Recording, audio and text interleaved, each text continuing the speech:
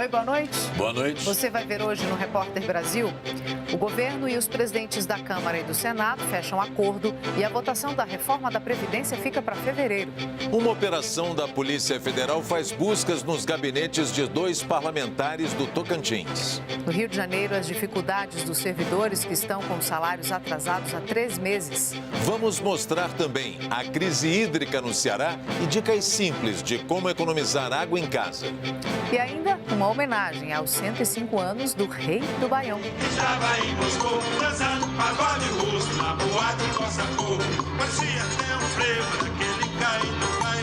Parecia até um frevo, daquele vai e não vai. De Brasília e com emissoras públicas de todo o país, começa agora o Repórter Brasil.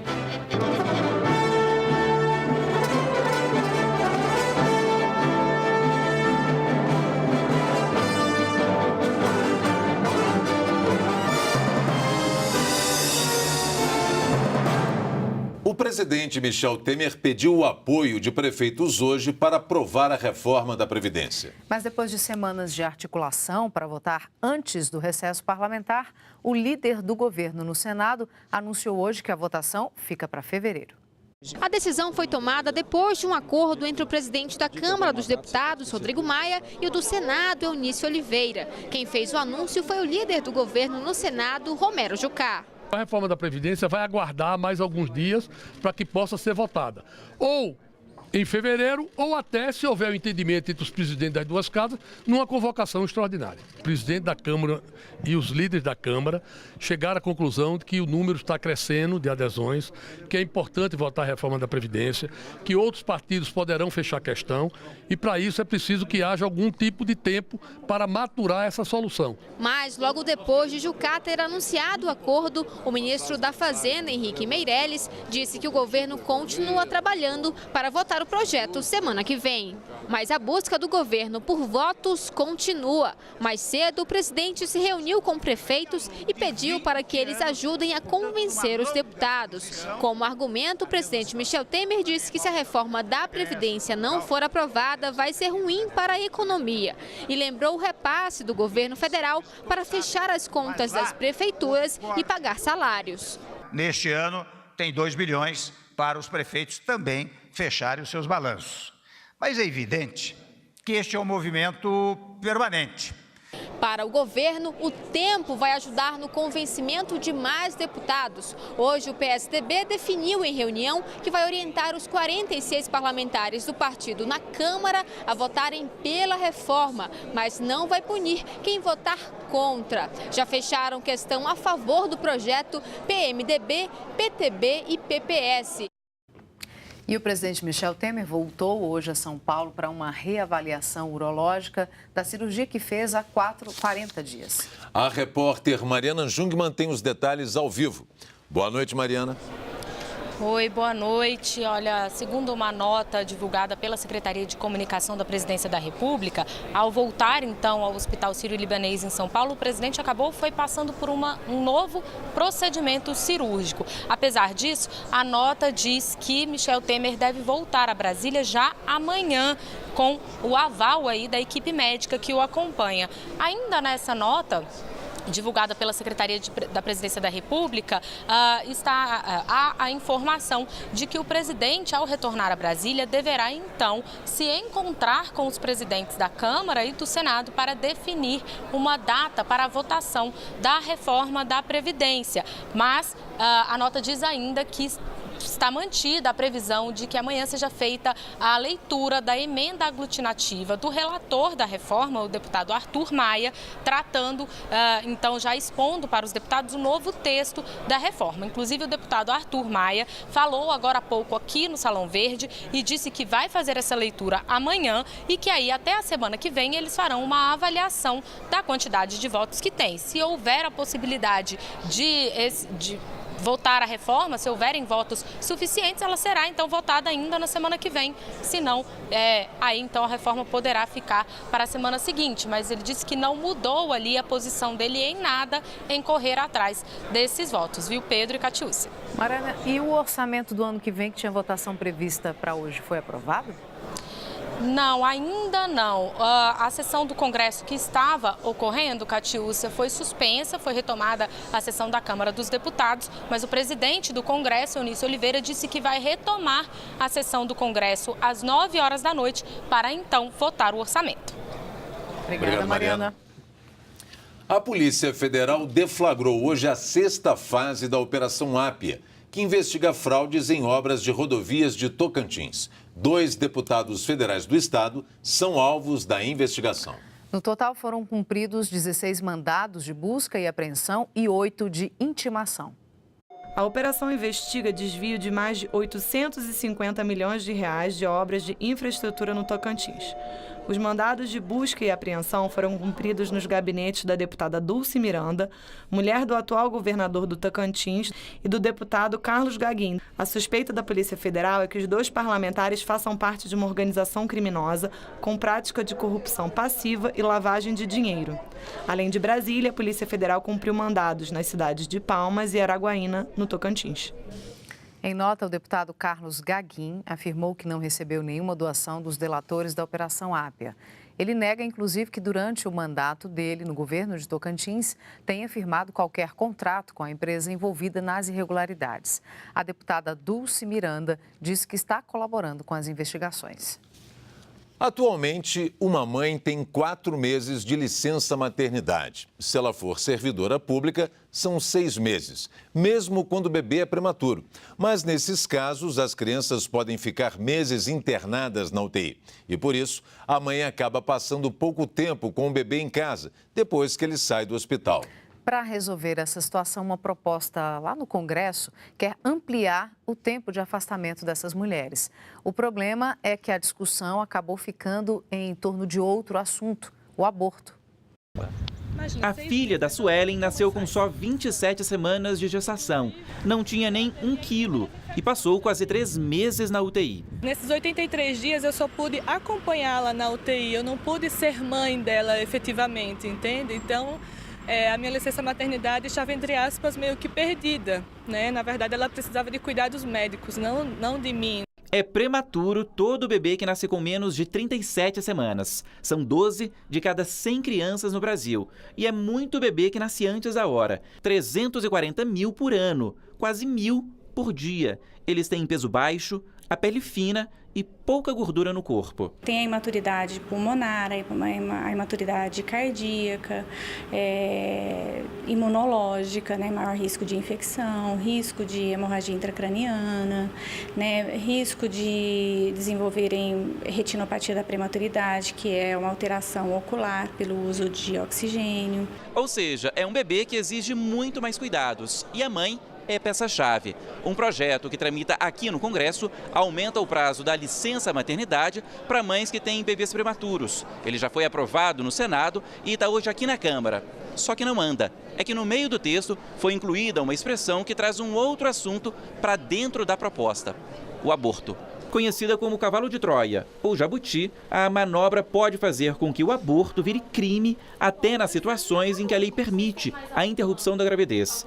Quando a gestação é fruto de estupro, quando a grávida corre o risco de morrer e em casos de anencefalia, uma má formação que impede o desenvolvimento do cérebro. A Suelen, que viu muita mãe ter que optar entre deixar o bebê na UTI ou voltar ao trabalho, apoia a ampliação da licença maternidade e critica a inclusão de outro tema do texto porque ele atrasa a tramitação da proposta.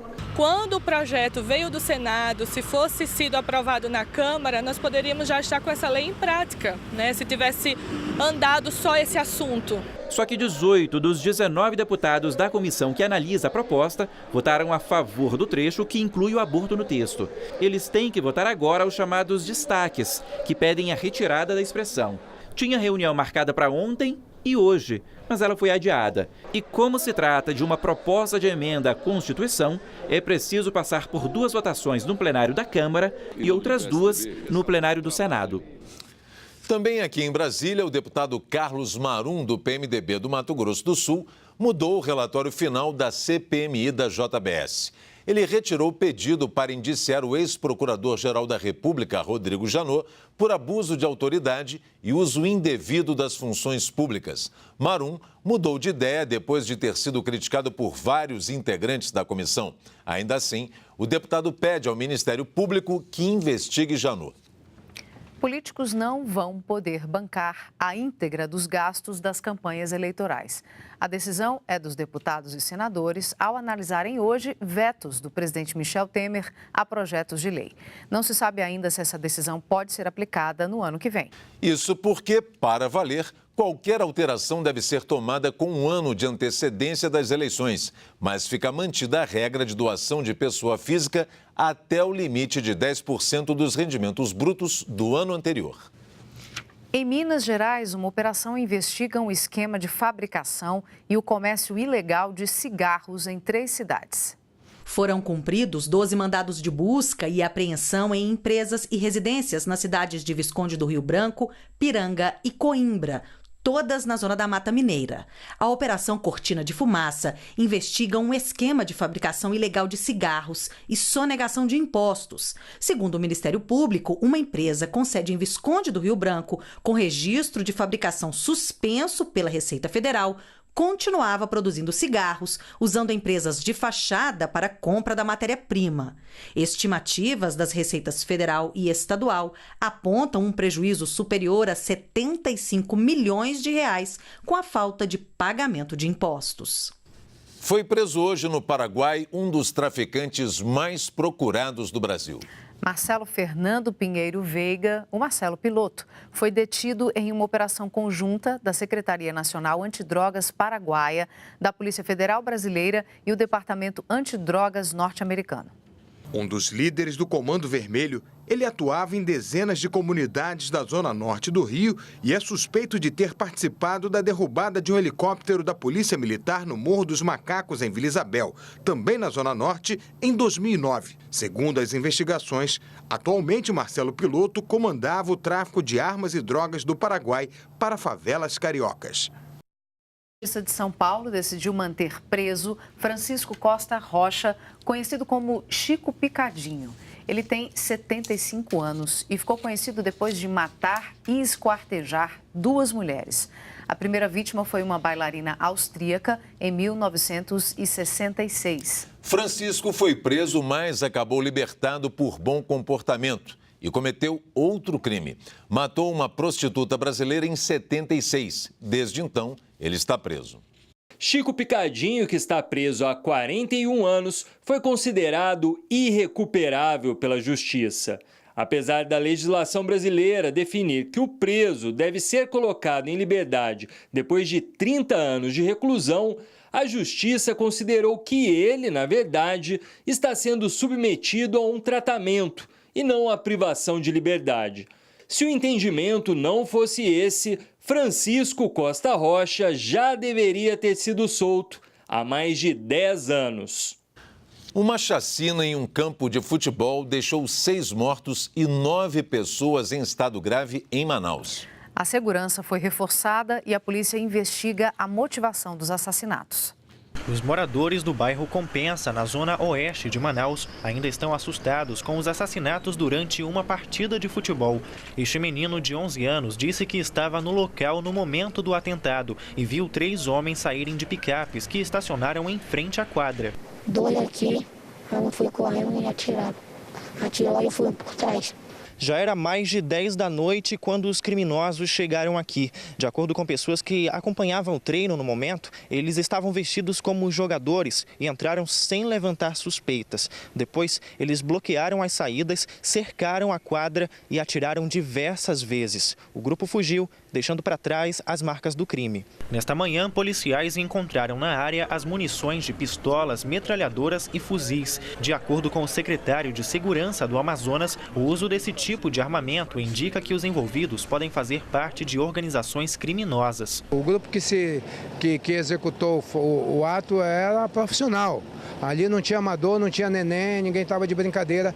assim como a nossa polícia não está de brincadeira. As vítimas foram levadas para 2 hospitais da cidade. 6 pessoas morreram e 9 ainda estão internadas com ferimentos graves. Em vários pontos da capital, houve reforço no policiamento. Os veículos usados pelos assassinos já foram localizados e as investigações continuam para confirmar os motivos da chacina. Há indícios de que havia disputa entre facções, mas é uma coisa que só se pode afirmar após o final das investigações.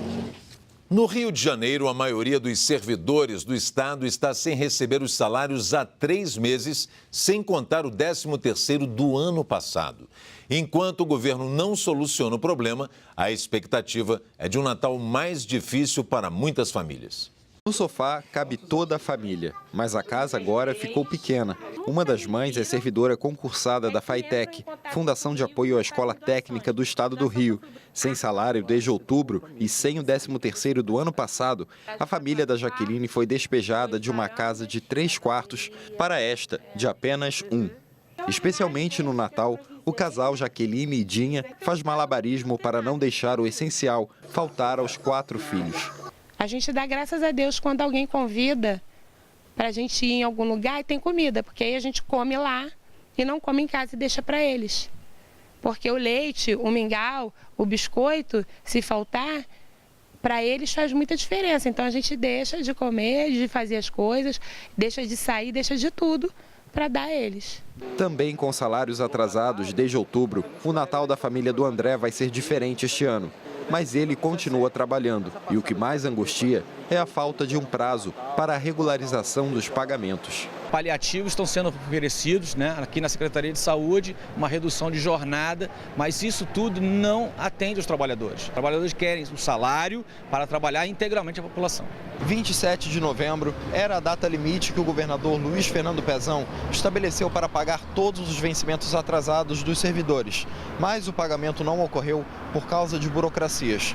O governo sinalizou ainda para esta semana a possibilidade de viabilizar quase 3 milhões de reais em um empréstimo que serviria para saldar todas as pendências de salário com os servidores e colocaria um fim à espera de 227 mil famílias pelo 13º do ano passado. O MUSP, Movimento Unificado dos Servidores Públicos Estaduais, distribui cestas básicas para que os trabalhadores não passem necessidade. Ari espera que essas ações não sejam mais necessárias. Hoje nós queremos que o governo do Estado pague a sua dívida com o servidor. Nós sabemos que tem dinheiro, tem receita, ele só tem que pagar o servidor. A gente não tem que estar aqui dando cesta básica para ninguém. Fiz prova teórica, prova prática, fiz estágio, passei por tudo para chegar agora, 14 anos e meio, vai fazer 15 anos que eu tenho de FATEC e está passando por essa situação de penúria. A seguir vamos falar de telefonia. Mais de 240 milhões de linhas de celular estão ativas em todo o país e o aparelho queridinho dos brasileiros é o smartphone. E a gente quer saber qual é a importância do celular na sua vida. Eu trabalho com rede social, então eu preciso estar respondendo as pessoas no tempo certo, também para tirar foto, que é relacionado ao meu trabalho. E às vezes lazer, não gosto muito de passar tempo de lazer lendo no celular não, prefiro o papel mesmo. Para muita coisa, internet, procurar localização, às vezes você está perdido em algum lugar, aí você põe no Google ali, aí se encontra, por amigos que estão longe para manter contato, Facebook e outras coisas. Muita utilidade tem o telefone. Você pode ficar bem informado também pela internet. O Repórter Brasil está sendo transmitido ao vivo pelo Facebook. Vai lá na nossa página agora, participe do nosso jornal. Faça críticas, sugestões e responda também as perguntas do dia. Anote aí, Repórter Brasil na rede. Veja em instantes os resultados da Conferência de Ministros da Organização Mundial do Comércio. E ainda vamos mostrar dicas simples de como economizar água. Voltamos em 2 minutos.